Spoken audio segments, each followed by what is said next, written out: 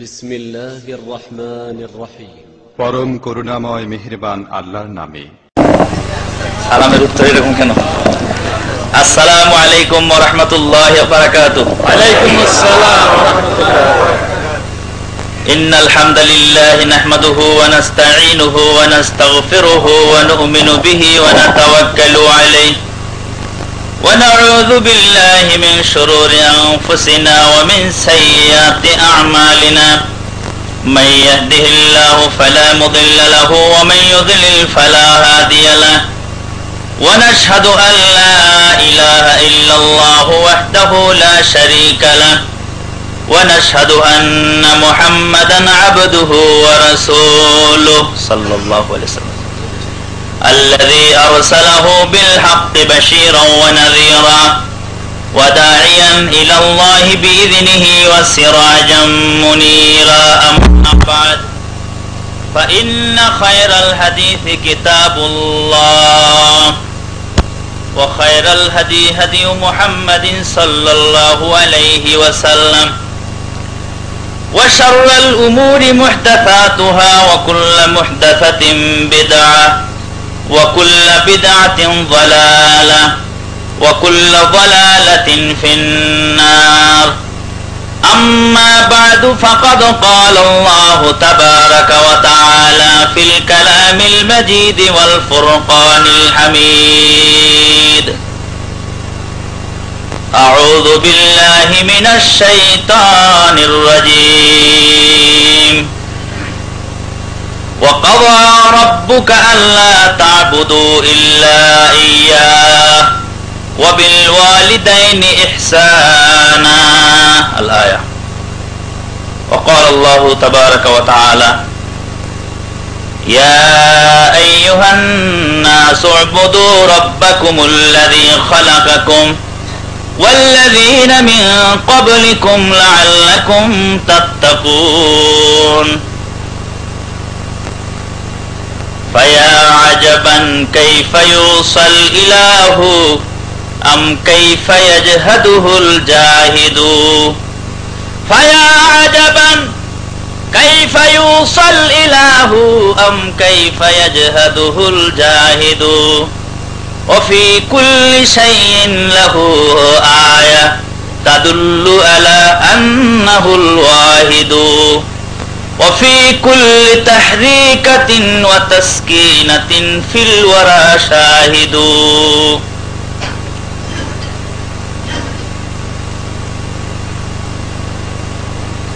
সময় হয় না তার দিনের কাজে শুধু সময় হয় না তার দিনের কাজে কত যে ঝামেলা তার দিন রাত ছুটাছুটি সকাল ও সাঁঝে সময় হয় না তার দিনের কাজে শুধু সময় হয় না তার দিনের কাজে। আল্লাহ রাব্বুল আলামিনের অশেষ মেহেরবানিতে গতকালের ন্যায় আজকেও আমরা সুন্দর এবং সুষ্ঠুভাবে আমাদের আলোচনা শুরু করতে পেরেছি। যে আল্লাহ রাব্বুল আলামিন আমাদেরকে এই মনোরম পরিবেশে এই মাহফিলে দ্বীনি আলোচনা শোনার এবং বলার তৌফিক দান করলেন, সেই আল্লাহ রাব্বুল আলামিনের বারগাহে জানাই শুকরিয়া, আলহামদুলিল্লাহ। আল্লাহ রাব্বুল আলামিনের প্রিয় নবী মুহাম্মদুর রাসূলুল্লাহ সাল্লাল্লাহু আলাইহি ওয়াসাল্লামের প্রতি জানাই লাখ কোটি দরুদ ও সালাম। আল্লাহুম্মা সাল্লি আলা মুহাম্মাদিন ওয়া আলা আলি মুহাম্মাদিন ওয়া বারিক ওয়া সাল্লিম। সমবেত ভাতৃমণ্ডলী, আজকের আলোচ্য বিষয় হলো লা ইলাহা ইল্লাল্লাহ। এটার অর্থ, দাবি এবং সমাজে ইহার প্রভাব, এটি হলো আজকের আলোচ্য বিষয়। লা ইলাহা ইল্লাল্লাহ, এই যে একটি ঘোষণা, একটি শব্দ, একটি আহ্বান, এই আহ্বানের অর্থটা কি প্রথমে আমাদেরকে জানতে হবে। আমরা জেনে থাকি যে নবী মুহাম্মদুর রাসূলুল্লাহ সাল্লাল্লাহু আলাইহি ওয়াসাল্লাম যখন এই কালেমার দাওয়াত মক্কাতে শুরু করলেন, তখন তার উপরে যত প্রকার অত্যাচারের স্টিম রুলার চালানো সম্ভব ছিল তদানীন্তন কালের সেই নর পশুদের সবগুলি তারা চালিয়েছিল, একটু থেকেও তারা পিছপা হয়নি। বর্তমানে আমাদের সমাজে লা ইলাহা ইল্লাল্লাহ বিভিন্ন শ্রেণী বিন্যাস হয়ে গেছে। এর ধারক ও বাহকরা বিভিন্ন শ্রেণীতে বিভক্ত। একদল আছে ছেঁড়া টুপি মাথায় দিয়ে রাস্তায় গিয়ে লা ইলাহা ইল্লাল্লাহ বললেই জনগণ বুঝতে পারে যে কিছু খয়রাত দিতে হবে, কিছু ভিক্ষা দিতে হবে, ঠিক না বেঠিক? আর একদল আছে যারা লা ইলাহা ইল্লাল্লাহর হালকায় জিকির বসায়, সেখানে লা ইলাহা ইল্লাল্লাহর আওয়াজ শুনলেই বোঝা যাবে যে এর শেষে কিছু তাবারুক সিন্নির ব্যবস্থা আছে। আরেক দল আছে যারা লা ইলাহা ইল্লাল্লাহর অর্থ যখনই বলা শুরু করে সমাজের ছোট থেকে নিয়ে বড় পর্যন্ত বিভিন্ন শ্রেণীর মানুষের মধ্যে অ্যালার্জি শুরু হয়ে যায়। এরকম বিভিন্ন শ্রেণীর মুসলমান এবং বিভিন্ন ভাবে এই লা ইলাহা ইল্লাল্লাহর অর্থ তাৎপর্য ব্যাখ্যা করে থাকেন। তা আমি আজকে লা ইলাহা ইল্লাল্লাহর অর্থ প্রথমে করতে চাই। এখন প্রশ্ন হলো এই যে তদানীন্তন কালের কাফের বেদিন বেঈমানেরা লা ইলাহা ইল্লাল্লাহ শুনে চটে গেল, রেগে গেল, মায়ের মুখ অবস্থায় হলো।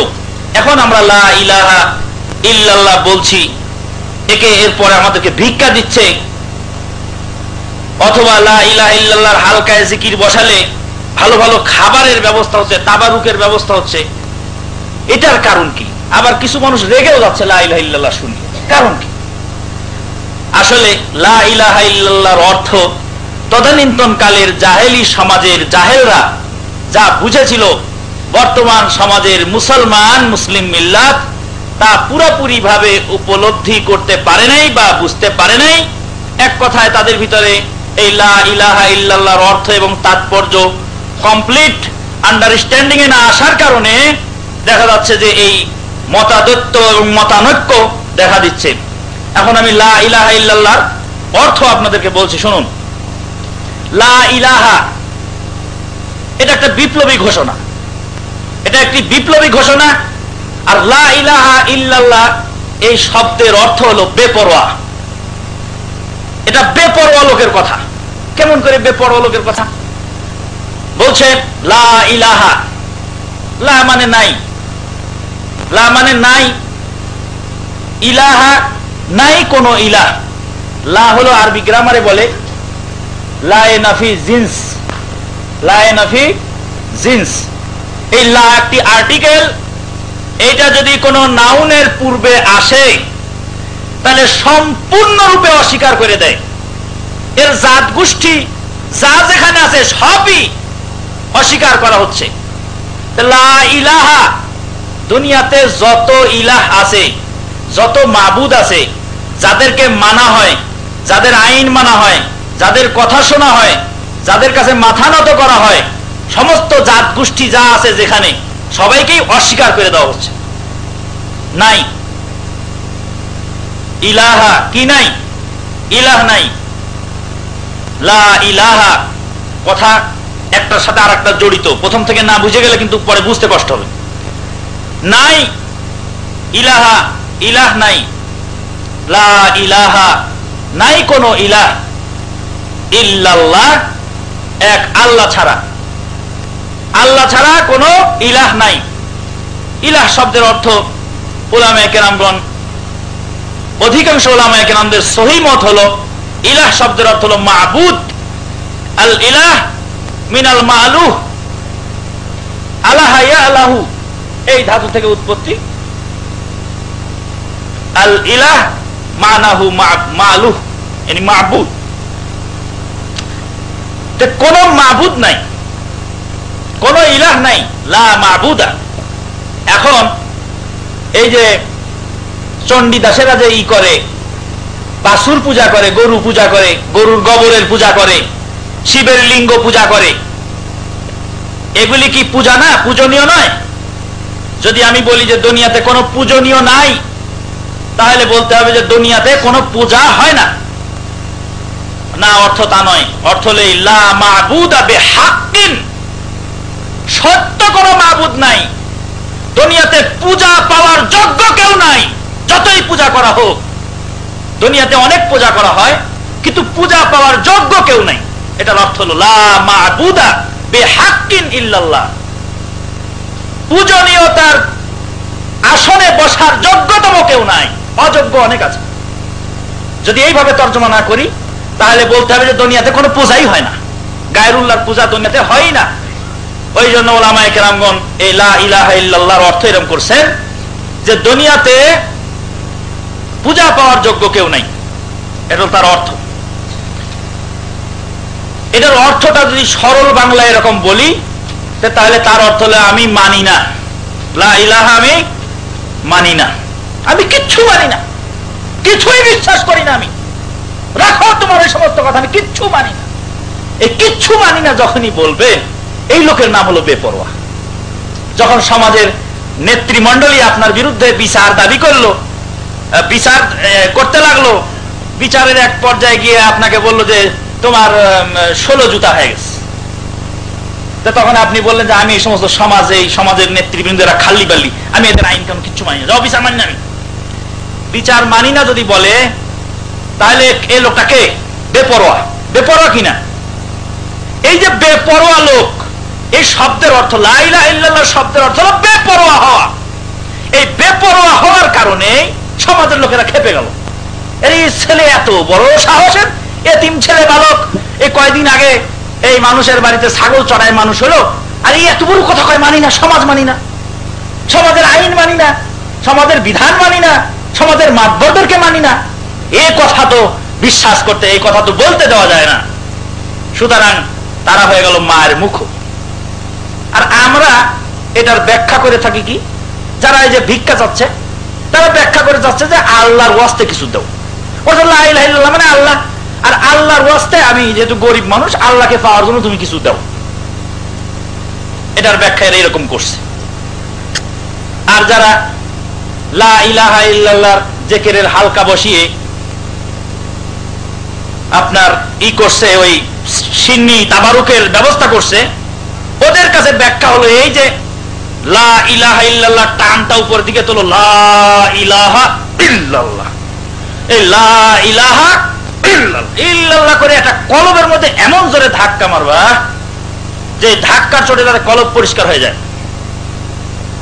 এখন প্রশ্ন হলো যে সমাজ যে অপরিষ্কার হয়ে গেল, বলে সমাজ খাল্লি বাল্লি, সমাজ অপরিষ্কার হলো, তা আমার দাবি না। আমার দাবি হলো আমার কলব পরিষ্কার করতে হবে।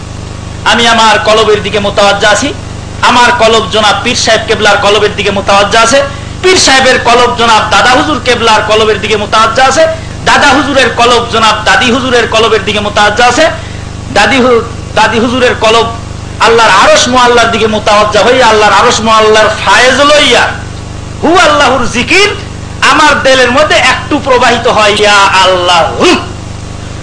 এই হলো লা ইলাহা ইল্লাল্লাহ নয়তন, মানে নিয়ত, জিকিরের নিয়ত। এখন এই যে নিয়ত জিকির, এখন এই যে খানকার মধ্যে জিকির শুরু হলো, কলব পরিষ্কার হলো, কলব পরিষ্কার করতে করতে করতে করতে সমাজ অপরিষ্কার হয়ে গেছে। পীর সাহেবের ছেলে নিজেই নামাজ পড়ে না, পীর সাহেবের মুরিদানরা সারা রাত ধরে জিকির করে, সকাল পর্যন্ত নামাজ পড়ে না, সকালে ফজরের নামাজ নাই। এই হলো লা ইলাহা ইল্লাল্লাহর অর্থ। এরা ব্যাখ্যা করতেছে কলব পরিষ্কার করা, কিন্তু দিল এর নাম দিয়েছেন নফি আর ইসবাত।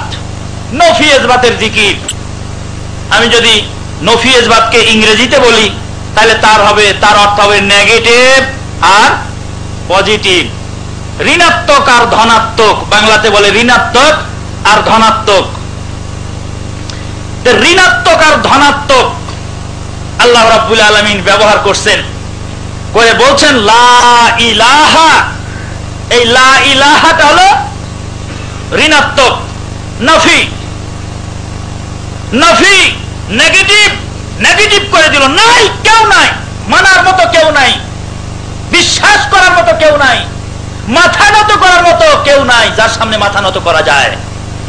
এই কথা বলল, নাফি করে দিল, তারপরে ইল্লাল্লাহ, তারপরে ইসবাত করলো। নাফিটা আগে আসলো, ঠিক না?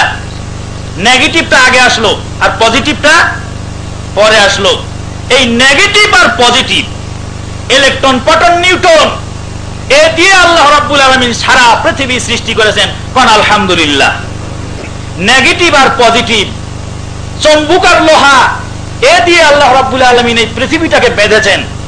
নেগেটিভ আর পজিটিভ থেকে দুনিয়ার যাত্রা শুরু। আল্লাহ রাব্বুল আলামিন হযরত আদম আলাইহিস সালামকে আগে তৈরি করলেন। কাকে আগে তৈরি করলেন? নেগেটিভ। তারপরে নেগেটিভ থেকে আবার পজিটিভ বের করলেন। নেগেটিভ আর পজিটিভকে মিলিয়ে দিয়ে যেমন লাইট জ্বালানো হয়, দুনিয়ার সমস্ত কাজ করা হয়, আল্লাহ রাব্বুল আলামিন এই দুই জাতিকে, নেগেটিভ আর পজিটিভ দুই জাতিকে মিশ্রণ ঘটিয়ে, দুই জাতির সম্মিশ্রণে এক জাতি তৈরি করলেন। আল্লাহ রাব্বুল আলামিন বলেন, হাল আতা আলাল ইনসানি হিনুম মিনাদ দাহরি লাম ইয়াকুন শাইআম মাযকুরা ইন্না খালাকনাল ইনসানা মিন নুতফাতিন আমশাজ। আল্লাহ রাব্বুল আলামিন বলেন যে মানুষ কি খেয়াল করে দেখে না যে তাদের সময় এমন ছিল যে কিছুই বলা হতো না তাকে? আজকে শেখ আমানুল্লাহ, মৌলানা আমানুল্লাহ, দাই হারুন, এই লেখক আব্দুল হাই, প্রফেসর অমক, মাস্টার্স অমক, অনেক কিছু বলা হয়, ইঞ্জিনিয়ার স্বপন আলী, তো এই অনেক নাম আছে। কিন্তু এমন একদিন আমরা ছিলাম যেদিন আমাদের কিছুই বলা হতো না। লাম ইয়াকুন শাইআম মাযকুরা, কোনদিন আমার নামে কিছু বলা হতো না। ইন্না খালাকনাল ইনসানা মিন নুতফাতিন আমশাজ, আমি মানুষকে সৃষ্টি করেছি নুতফাতুন আমশাজ।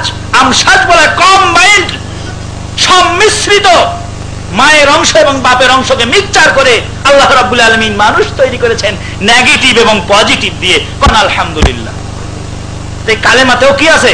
নেগেটিভ আর পজিটিভ। লা ইলাহা এটা হলো নেগেটিভ, আর ইল্লাল্লাহ হলো পজিটিভ।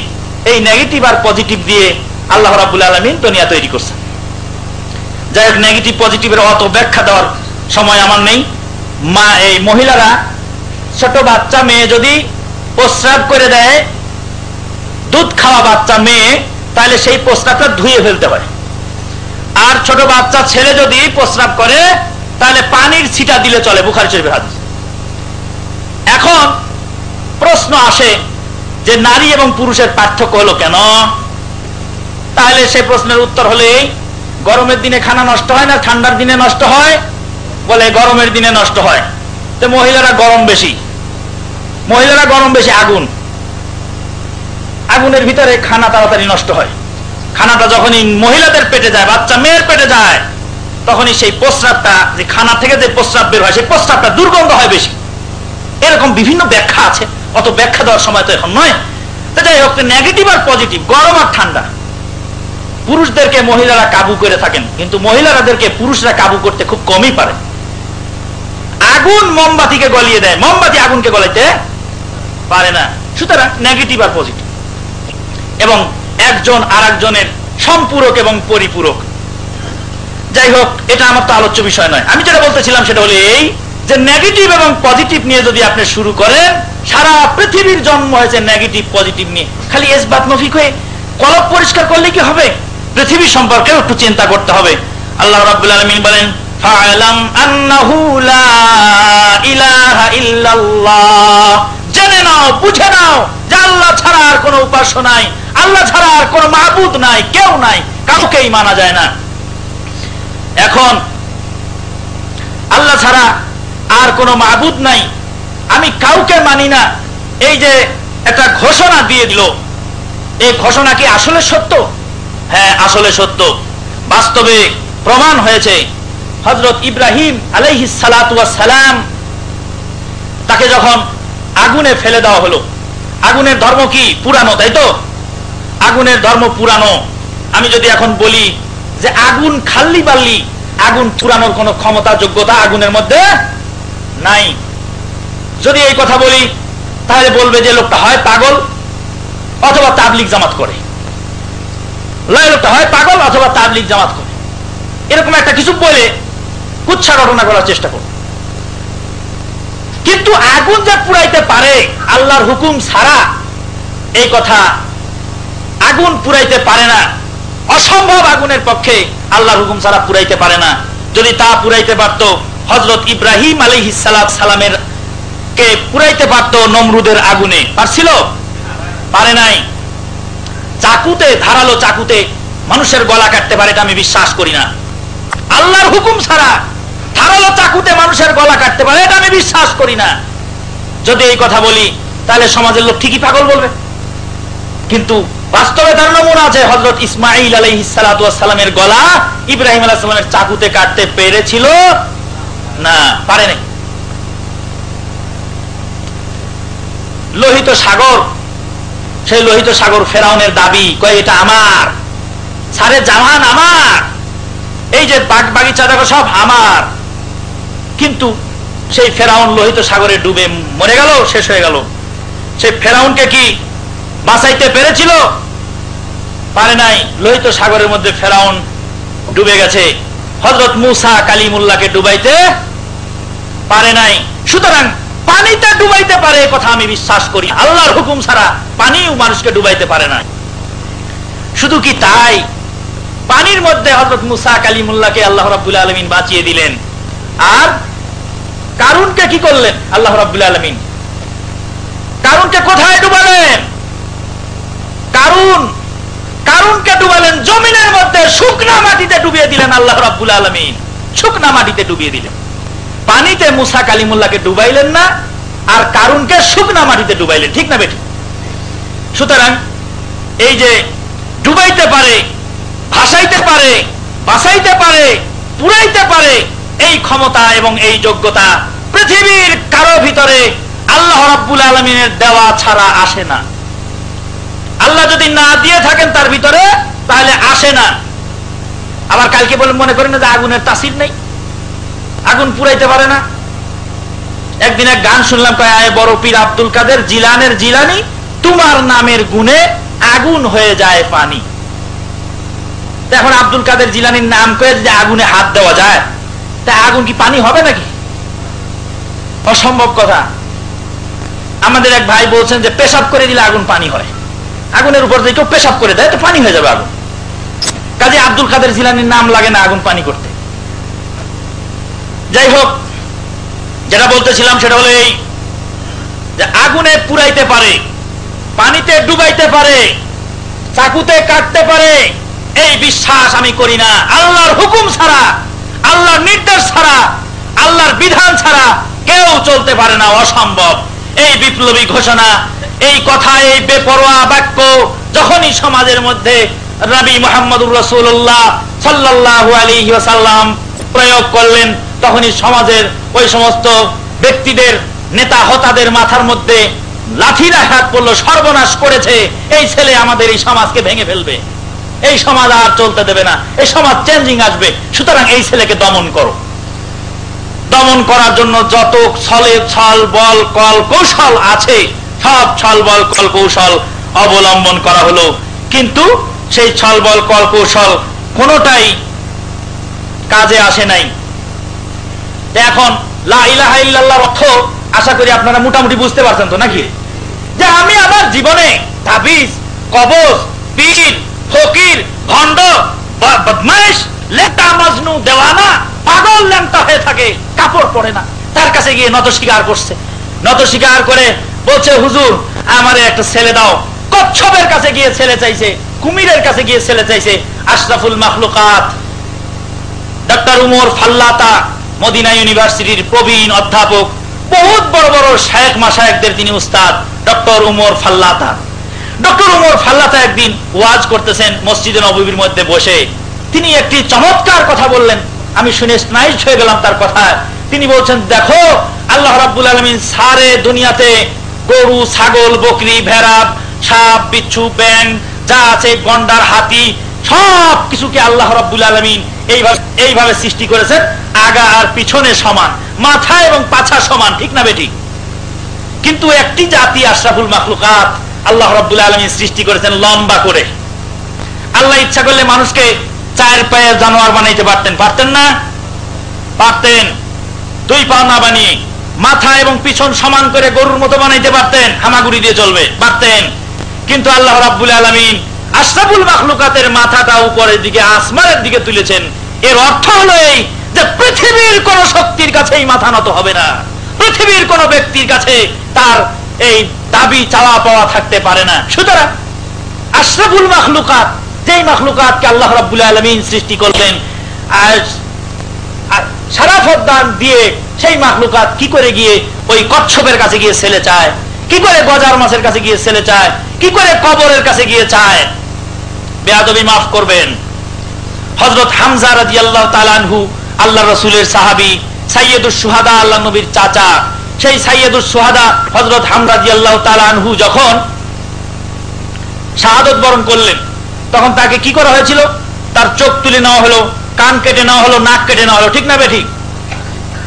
নেওয়া হলো তো? তিনি হলেন সাইয়্যিদুশ শুহাদা। কথা বলছেন তো? একটু আওয়াজ দেবেন তাহলে ভালো হয়।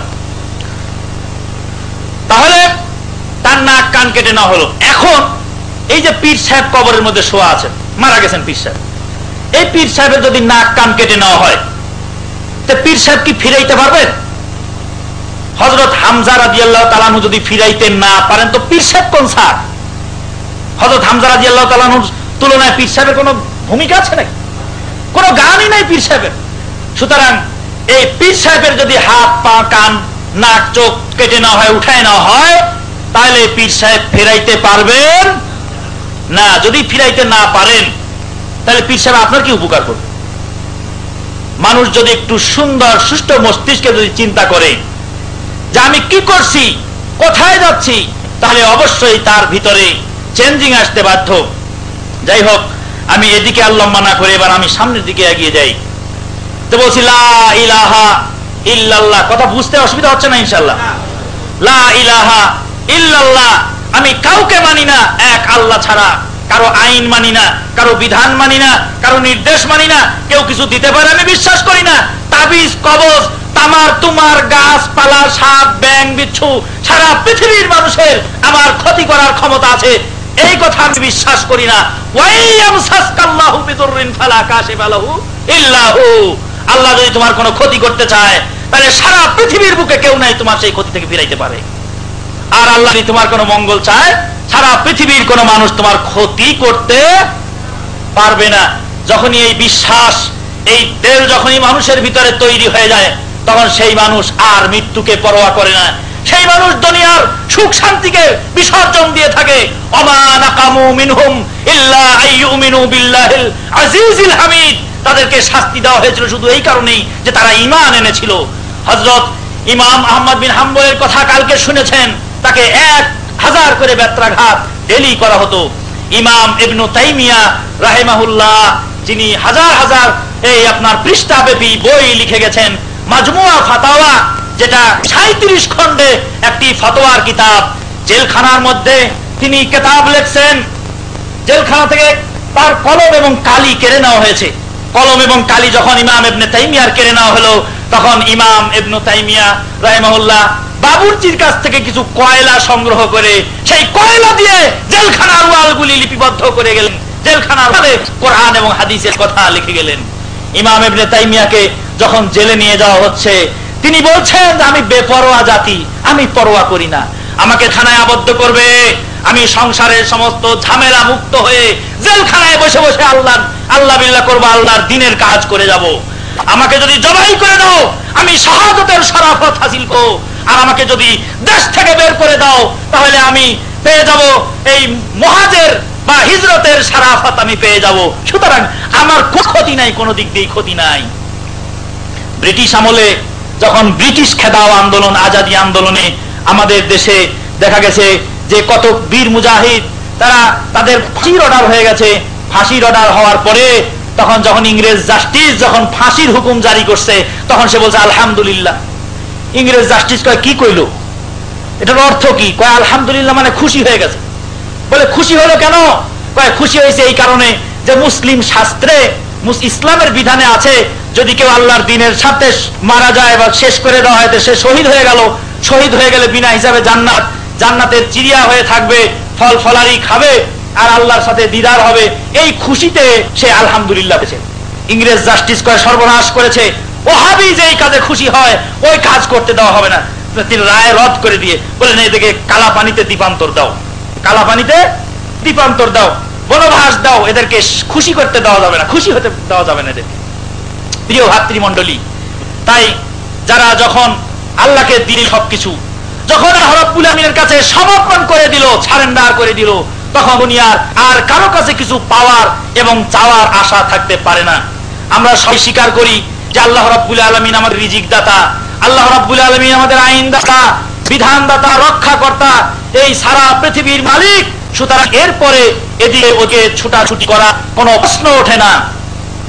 প্রিয় ভাতৃমণ্ডলী, আজকে আমরা সমাজে দেখতে পাই যে এই লা ইলাহা ইল্লাল্লাহর অর্থ যারা করছে, ব্যাখ্যা যারা করছে, তাদের বিভিন্ন সময় বিভিন্ন রকমের ব্যাখ্যা হয়ে থাকে। ব্যাখ্যার মধ্যে কেউ ব্যাখ্যা করছে যে দুনিয়াতে কিছু থেকে কিছু হয় না, যা কিছু হয় আল্লাহ থেকে হয়। এখন আমার প্রশ্ন ভাই, চুরি কার থেকে হয়? চুরি চোর থেকে হয় তো? ডাকাতি কার থেকে হয়? ডাকাত থেকে। বদমাইশি কার থেকে হয়? বদমাইশ থেকে। কিছু থেকে কিছু হয় না, যা কিছু হয় আল্লাহ থেকে হয়। এই কথাটার ব্যাখ্যাটা যদি আমি এইভাবে করি, তাহলে তার অর্থ হবে এই যে চুরিটাও আল্লাহ থেকে হয়, ডাকাতিটাও আল্লাহ থেকে হয়, আর এটাও আল্লাহ থেকে হয়। এটার ব্যাখ্যাটা একটু পরিষ্কার করে শুনুন। আল্লাহর ইচ্ছা ছাড়া গাছের পাতা লড়ে না, এটা একটা কথা আছে, কোরআনেও আয়াতও আছে। তাহলে চোর চুরি করলো, চুরি হলো, আর আল্লাহর হুকুম ছাড়া গাছের পাতা লড়ে না, এই দুই কথার সমন্বয় কি করে করা যায়? কি করে দুই কথাকে এক করে বোঝানো যায়? দুই কথাকে এক করে বোঝানোর জন্য একটু ভালো করে বুঝে নেন বিষয়টা। ইরাদা মানে আল্লাহর ইচ্ছা দুই প্রকার। আল্লাহর ইচ্ছা কয় প্রকার? দুই প্রকার। একটা হলো ইরাদা কাউনিয়া কাদারিয়া, আর আরেকটা হলো ইরাদা শারঈয়া। আজকে আলোচনা একটু কঠিন হচ্ছে, বুঝে নেওয়ার চেষ্টা করুন, অনেক উপকার হবে, ফায়দা হবে ইনশাআল্লাহ। ইরাদা কাউনিয়া কাদারিয়া আর ইরাদা শারঈয়া। আল্লাহকে দুনিয়ার কোনো মানুষের সাথে তুলনা করা যায় না। তবে আপনাদেরকে বুঝানোর জন্য আমি একটা সহজ করে একটু উদাহরণ দেই। কমান্ডার যুদ্ধের ময়দানে সোলজারকে বলছে গুলি করো। সোলজার গুলি করতে যাচ্ছে, ট্রিগার টিপবে, এখন দেখে তার সামনে তার বাপ। আমার বাপকে গুলি করার জন্য আমার কমান্ডার বলছে। এখন কমান্ডারের হুকুম না মানলে কমান্ডার আমাকে কি করবে? গুলি করে মেরে দিবে। কমান্ডারের হুকুম আমাকে মানতে হবে, আমার বাপকে গুলি করতে হবে। এখন আমি বাপকে যে গুলি করলাম, ইচ্ছায় না অনিচ্ছায়? অনিচ্ছায়। ইচ্ছায়। আমার যদি ইচ্ছা না থাকে আমি ট্রিগার টিপলাম কি করে? ইচ্ছায় করছি। এখন আমার কেউ কি তার বাপকে ইচ্ছায় মারে নাকি? ইচ্ছায় মারে না। সুতরাং এখানে একটা কৌনিয়া কাদারিয়া আর একটা ইরাদা কৌনিয়া কাদারিয়া আর একটা ইরাদা শারঈয়া। আমার বাপকে আমি মারছি, এটা আমার দিলে চায় নাই, অনিচ্ছায়। আর গুলি করছি আমার ইচ্ছাতেই, ট্রিগারও টিপছি আমার ইচ্ছায়। এই দুই ইচ্ছার পার্থক্য যারা বুঝতে পারেন না বা বুঝতে কষ্ট হয়, তারা কিন্তু এই পয়েন্টে এসে গোলমাল করে ফেলে। ওই জন্য ভালো করে বুঝে নেন, জীবনে আর কোনোদিন গোলমালে পড়তে হবে না এই পয়েন্টে। আল্লাহ রাব্বুল আলামিন তার বান্দাকে জাহান্নামে দেবেন আল্লাহর ইচ্ছাতে। আল্লাহ তার বান্দাকে দিয়ে চুরি করাচ্ছেন আল্লাহর ইচ্ছাতেই। কিন্তু এই ইচ্ছাটার নাম হলো ইরাদা কৌনিয়া কাদারিয়া। এটা ইরাদার নাম ইরাদা কৌনিয়া কাদারিয়া। এটা আইনের রুলে হতেই থাকবে, কিন্তু আল্লাহর ইচ্ছা হয় না বা আল্লাহর মনে চায় না যে আল্লাহ তার বান্দাকে জাহান্নামে দিয়ে পুরাক। আল্লাহ বান্দাকে খুব ভালোবাসে। আল্লাহর মনে না চাওয়াতে, আল্লাহর মন একটা হলো শারঈয়া, ইরাদা শারঈয়া। ইরাদা শারঈয়াতে আল্লাহ রাব্বুল আলামিন চায় যে আমার বান্দা জাহান্নামে না যাক, কিন্তু ইরাদা কাউনিয়া কাদারিয়াতে আল্লাহ রাব্বুল আলামিন জাহান্নামে দিয়ে দেন, কারণ যেহেতু আইনের পেঁচে সে জাহান্নাম পাওয়ার উপযুক্ত। তাই বুঝা গেছে ইনশাআল্লাহ? কাজেই আল্লাহ রাব্বুল আলামিনের হুকুম ছাড়া গাছের পাতা লড়ে না, এ কথা সত্য। কিছু থেকে কিছু হয় না, যা কিছু হয় আল্লাহ থেকে হয়, এটাও সত্য। কিন্তু এই ইরাদা হলো ইরাদা কাউনিয়া কাদারিয়া। আর যা কিছু হয় আল্লাহ থেকে হয়। আল্লাহ রাব্বুল আলামিন ভালো মানুষকে ভালো কাজ করার সহযোগিতা করেন, সাহায্য করেন, উপায় বাতলে দেন। এইটা হলো আল্লাহর ইরাদা, এইটা হলো আল্লাহর মনের চাহিদা। এটা খুশি মনে এটা কবুল করেন। আর যেটা জাহান্নামে দেবেন কাফেরকে, এটা আল্লাহর ইচ্ছাতেই হলো। কিন্তু আল্লাহর ইচ্ছাটা হলো কাউনিয়া কাদারিয়া, এটা আল্লাহর আন্তরিক ইচ্ছা নয়। আল্লাহর ইচ্ছা কিন্তু আন্তরিক ইচ্ছা নয়। প্রিয় ভাতৃমণ্ডলী, আশা করি পয়েন্টটা বুঝা গেছে। এখন এরপরে আসি ইত্তেহাদ আর হুলুল। ইত্তেহাদ আর হুলুল, আল্লাহ এখন যদি জিজ্ঞাসা করি যে আল্লাহ কোথায়, তাহলে সবাই সমস্বরে, অধিকাংশরাই সমস্বরে বলে উঠবেন যে আল্লাহ সব জায়গায় বিরাজমান।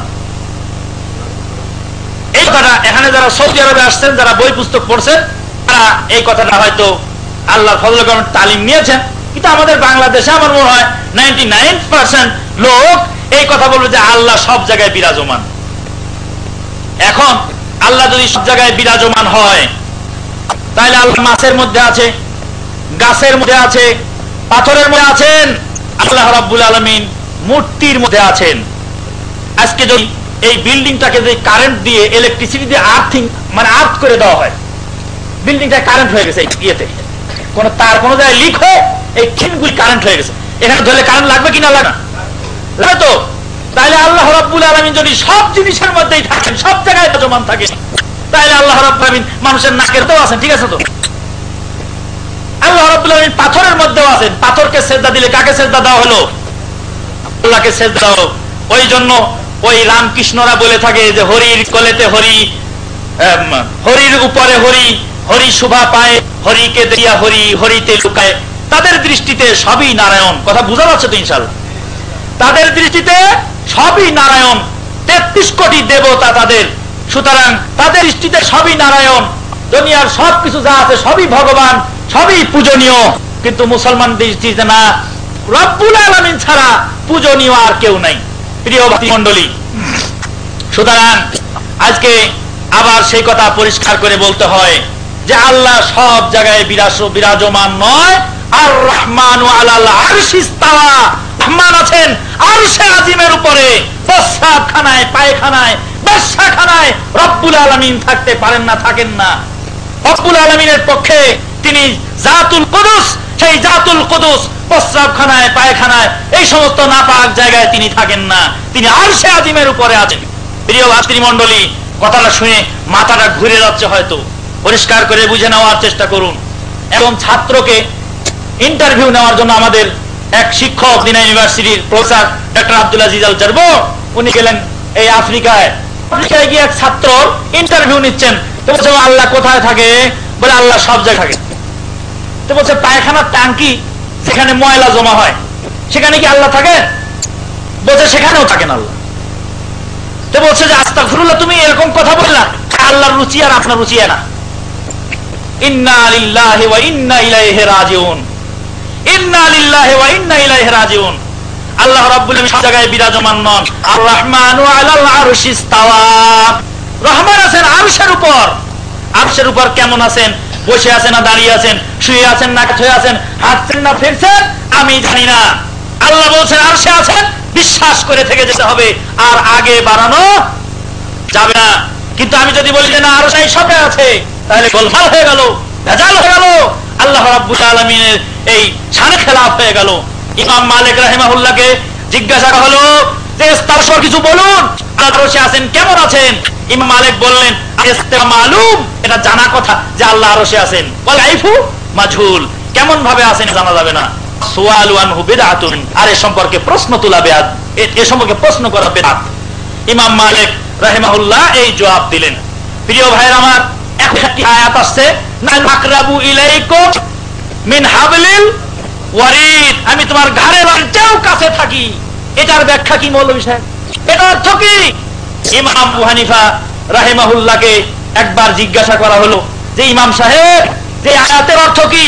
আল্লাহ রাব্বুল আলামিন যদি প্রত্যেকের ধারকের কাছে থাকেন, তাহলে যত আল্লাহ তত আল্লাহ। আমাদের ব্রাহ্মণবাড়িয়াতে, কুমিল্লা ব্রাহ্মণবাড়িয়াতে একটা কেল্লা বাবার বার আছে, আর ব্রাহ্মণবাড়িয়া থেকে কুমিল্লার দিকে যেতে আপনার 13 মাইল যাওয়ার পরে একটা বাস স্ট্যান্ড আছে, সেই বাস স্ট্যান্ডের নাম হলো 3 লাখ পীর। মনে মনে চিন্তা করলাম যে যত মরার মোড় ছিল 3 লাখ পীর এই জায়গায় এসে 3 লাখ পীর সেখানে যায় বলে কোন দিন মিটিং করছিল, ওই জন্য সে জায়গার নাম হয়েছে 3 লাখ পীর বাস স্ট্যান্ড।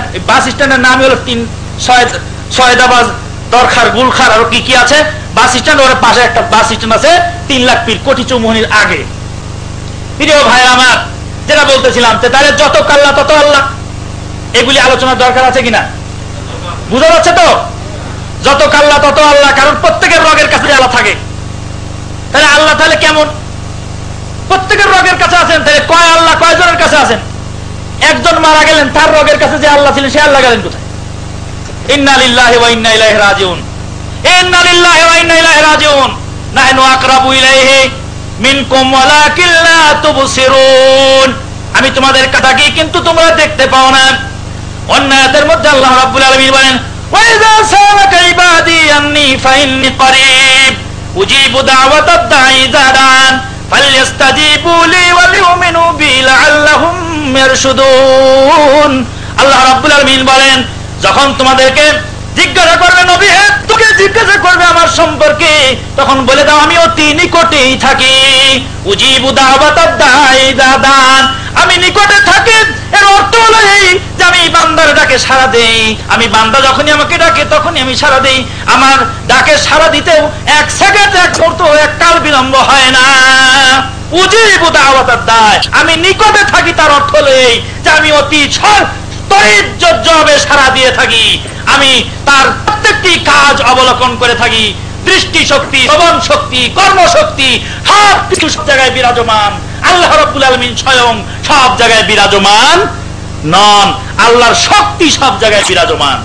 আল্লাহর দৃষ্টি শক্তি, শ্রবণ শক্তি, কর্মশক্তি সব জায়গায় বিরাজমান। কথাটা এবার বুঝে আসলো? ইমাম আবু হানিফা রাহিমাহুল্লাহকে জিজ্ঞাসা করা হলো, ইমাম সাহেব, যে আল্লাহ যে সব আছে যত কাল্লা তত আল্লাহ, এটার ব্যাখ্যা বলেন একটু। ইমাম আবু হানিফা রাহিমাহুল্লাহ অত্যন্ত চালাক মানুষ ছিলেন, অত্যন্ত তীক্ষ্ণ বুদ্ধি অধিকারী ছিলেন। তিনি 200 মানুষকে 200 প্লেট দিলেন হাতে, দিয়ে বললেন যে 200 প্লেটের মধ্যে পানি ঢালো। পানি ঢেলে বললেন সূর্যের নিচে দাঁড়াও সবাই। প্লেটের মধ্যে কি দেখা যায়? কয় সূর্য। 200 প্লেটে কয় সূর্য দেখা যায়? কয় সূর্য দেখা গেল? 200 সূর্য। আসমান সূর্য কি নিচে নেমে এসেছে? বল না। আসমানের 1 সূর্য কি 200 ভাগে ভাগ হয়েছে? না। যদি তা না হয় তাহলে আমার আল্লাহ আরশে আজিমে আছে ক্ষমতা সারা পৃথিবীর সমস্ত মানুষের কাছে। সুতরাং এই বুঝার না থাকার কারণে, এই বুঝ এই সম্পর্কে না জানার থাকার কারণে বলছে আল্লাহ সব জায়গায় বিরাজমান। আল্লাহ যদি সব জায়গায় বিরাজমান হয়, পাথরের মধ্যে আছে, পাথরকে সেজদা লাগাও, তো পাথরকে সেজদা করা হলেই আল্লাহকে সেজদা করা হলো। গাছকে সেজদা করো, গাছকে সেজদা করলেই আল্লাহকে সেজদা করা হলো।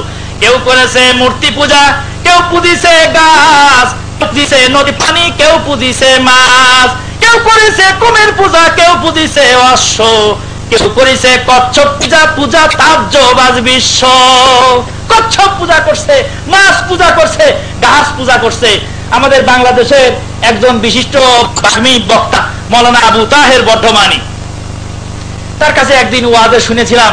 তিনি বলছেন, আমি লোকাল ট্রেনে উঠেছি কোথায় যাওয়ার জন্য, এর মধ্যে হিন্দু মহিলা এই গঙ্গা থেকে জল নিয়ে আসতেছে কলসি ভরে ভরে। ট্রেনের মধ্যে লোকাল ট্রেনে জায়গা পায়নি, তাই মহিলারা সবাই দাঁড়িয়ে আছে, কারো কোলে বাচ্চাও আছে। বাচ্চা কোলে করে মহিলা দাঁড়িয়েছে, দাঁড়িয়ে থাকার পরে এখন এই বাচ্চাটা প্রস্রাব করে দিছে। প্রস্রাব করবি পর গঙ্গার জলের মধ্যে পড়ছে। গঙ্গার জলের মধ্যে যখন বাচ্চার প্রস্রাব পড়েছে, তখন মহিলা কয়, রাম রাম রাম, খোকা তুই করলে কি? আমার গঙ্গার জলকে তুই নাপাক করে দিলি। মৌলানা আবু তাহের বর্ধমানী তখন বলছেন যে হরির কোলেতে হরি, হরি শোভা পায়, ধরায় পড়িল হরি, মিলিল হরিতে হরি, কিবা ক্ষতি তাই? বলছে সবই যখন নারায়ণ, সবই যখন মাবুদ, 33 কোটি দেবতা, গাছও তোমাদের মাবুদ, মাছও তোমাদের মাবুদ, বাচ্চাও দেবতা, বাচ্চার মায়ও দেবতা, বাচ্চার পোশাকও দেবতা, গঙ্গার পানিও দেবতা, দেবতায় দেবতা মিলল তো অসুবিধাটা কি? প্রিয় ভাই আমার, সুতরাং বুঝতে হবে যে এই হুলুল মতবাদ, এই হিন্দুয়ানি মতবাদ থেকে এসেছে। মুসলমানদের ইসলাম সম্পর্কে, তাওহীদ সম্পর্কে কমপ্লিট আন্ডারস্ট্যান্ডিং না থাকার কারণে আজকে তাদের ভিতরে ভেজাল ঢুকে গেছে। তারপরে আসলো একটা গেল ওয়াহদাতুল জুহুদ, দুনিয়ার আছে সব সমান। আর একটা হলো হুলুল ওয়াল ইত্তিহাদ। আল্লাহ রাব্বুল আলামিন প্রত্যেক বান্দার ভিতরে ভিতরে আছে, কলবের ভিতরে আছেন, নিঃশ্বাসের মধ্যে আছেন। আল্লাহ যাচ্ছেন আর আসছেন, বের হচ্ছেন। এই যে ব্যাখ্যা, এই যে বিশ্লেষণ পৃথিবীর বুকে কোন মুফাসসির করেন নাই, কোন উলামায়ে দ্বীন, আইম্মায়ে দ্বীন করেন নাই, কোনদিন এই ব্যাখ্যা আসে নাই, ব্যাখ্যা হয় নাই।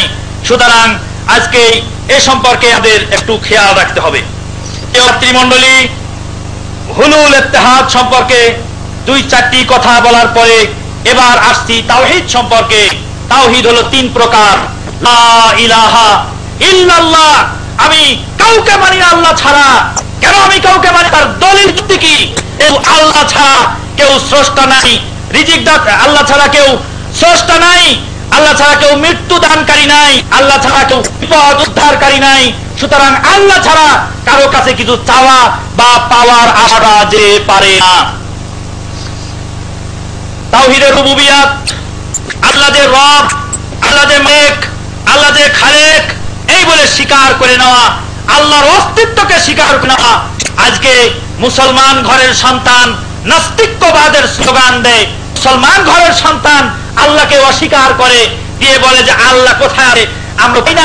আবার কেউ কেউ বলে যারে দেখি নাই নয়নে তারে ভজিব কেমনে, আরে নয়নে দেখি নাই ভজবো কেমনে? আমি মাঝে মাঝে জিজ্ঞাসা করি, তোমার আজকে তুমি দেখেছো? তোমার জন্মদাতা পিতা, তাকে কি তুমি দেখেছো? বলে হ্যাঁ দেখেছি, আমার মা বলেছে এটা তোমার বাপ। হয়ে গেল বাপ। মদিনা থেকে যখন বাড়িতে গেলাম, ছেলের মা ছেলে এসে বলে তোমার আব্বুর কাছে যাও, আব্বুকে জিজ্ঞাসা করো কেমন আছো। তে আব্বু মা বলে দিল তাই। আমার বাপকে, জন্মদাতা পিতাকে তা আমি জানি না, আমি দেখি নাই। তিনি অরিজিনাল আমার জন্মদাতা কিনা আমি জানি না, আমি বিশ্বাস করেছি। আজকে যদি বলি এই কারেন্টের তার সেরা তারটা তুমি ধরবে না, কেন ধরবে না? কারণের ভিতরে কারেন্ট আছে, ইলেকট্রিসিটি আছে, ধরে ফেলবে। এই ধরে ফেলবে, মেরে ফেলবে, এ তো দেখা যায় না, না হে বিশ্বাস করো। জীবন ভর চেষ্টা করে নিজের মাথাটা দেখতে পাও নাই, নিজের পিঠটা দেখতে পাও নাই। আল্লাহ রাব্বুল আলামিনকে দেখার এই সাহস করার প্রশ্ন ওঠে না। প্রিয় ভাতৃমণ্ডলী, তাই আল্লাহ রাব্বুল আলামিনকে না দেখে বিশ্বাস করা হবে না, এই বলে মুসলমানদের ছেলেরাও স্লোগান দিচ্ছে। আর ওই খানকা শরীফ থেকে পীর সাহেব কেবলাও ওই কথাই তার দেখি নয়নে তারে ভজিব কেমন, এই বলে ট্যাং ট্যাং ট্যাং ট্যাং গান চালু করছে। এক প্রশ্ন হলো, আল্লাহ রাব্বুল আলামিন আছেন, তার প্রমাণ কি? নাস্তিকদের একদল ইমাম আবু হানিফা রাহিমাহুল্লাহর কাছে গেলেন, যাওয়ার পরে বললেন ইমাম সাহেব আছে তার প্রমাণ একটু বলুন। ইমাম আবু হানিফা রাহিমাহুল্লাহ বললেন, তাফসীর কাসীরের মধ্যে হাফেজ ইমাদউদ্দিন ইবনে কাসীর রাহিমাহুল্লাহ বলেন যে ঘটনাটা উল্লেখ করছেন। ইমাম আবু হানিফা রাহিমাহুল্লাহ বলেন, বাবারা তোমরা একটু সবুর করো, আমি একটু ব্যস্ত আছি, আমি একটু কিছু কাজে কিছু চিন্তায় ব্যস্ত আছি। বলে কি না, আপনি মৌলভী সাহেব মানুষ পরের বাড়ি খাবে খাবেন আর চুপচাপ ঘুমাবে না, আপনারা এত চিন্তা কিসের? বলুন না কি ব্যাপার, কি আল্লাহ আছে যে তার প্রমাণ কি? ইমাম আবু হানিফা রাহিমাহুল্লাহ বলছেন যে কিছুক্ষণ আগে আমার কাছে খবর আসলো যে দাজলা এবং ফুরাত নদীর মধ্যে নৌকা চলছে, তার বইটা মাঝি মাল্লা কেউ নাই, একা একাই চলছে, বিশাল তরঙ্গমালা ঢেউ তুলে চালিয়ে যাচ্ছে, চলে যাচ্ছে, সাগরের বুক চিরে চিরে চলে যাচ্ছে, যেখানে থামার দরকার সেখান থেকে থামছে, মাল লোড হচ্ছে, আনলোড হচ্ছে, নামছে উঠছে, কিন্তু মাঝি মাল্লা দার বৈঠা কেউ নাই। যখন এই কথা বলছে তো বলছে মৌলভী সাহেবরা যে পাগল হয়, তার প্রমাণ হলো এটা। এটা কোন আজগুবি কথা যে দাজলা এবং ফোরাত নদীর মধ্যে মাঝি মাল্লা দার বৈঠা ছাড়া নৌকা চলে, এটা কোন দেশি যুক্তি? ইমাম আবু হানিফা রাহিমাহুল্লাহ বললেন, বাঁচা ধন, আমার ব্রেন খারাপ হয় নাই, তোমার ব্রেন খারাপ হয়েছে, এবং তোমার সেই গুরু ঠাকুর গুরু গোবিন্দদের ব্রেন খারাপ হয়েছে, যারা তোমাদেরকে এই তালিম দিয়েছে যে পৃথিবীতে স্রষ্টা নেই। দাজলা এবং ফোরাত নদীর মধ্যে যদি একটি নৌকা না চলতে পারে, কোন মালিক মাঝি মাল্লা দার বইটা ছাড়া, বিশাল সূর্য দৈনন্দিন পূর্ব দিগন্ত থেকে পশ্চিম দিগন্তে কোন শক্তির বলে যায় একটু পরিষ্কার করে বলে দাও। ছেলেরা নিশ্চুপ হয়ে গেছে। ইমাম শাফিঈ রাহিমাহুল্লাহর কাছে প্রশ্ন তোলা হয়েছে। তিনি বলছেন যে একই গাছের তুত গাছের পাতা পলু পোকা খাইলে তার শরীর থেকে রেশম বের হয়, মধুর পোকা খেলে তার শরীর থেকে এই মধু বের হয়, আর যদি ছাগল খায় তাহলে লাদি বের হয়, আর গরু খেলে লেদা বের হয়। একই জমিনের মধ্যে মরিচের গাছ লাগাইলে ঝাল হয়, আর আখের গাছ লাগাইলে মিষ্টি হয়। একই জমিন থেকে খাইলো, কোন মালিকে ডিফারেন্স করলে একটু বলো দেখি। ইমাম মালিক রাহিমাহুল্লাহকে বলা হয়েছে, ইমাম মালিক রাহিমাহুল্লাহ বলছে যে পৃথিবীকে মানুষের ভাষার যে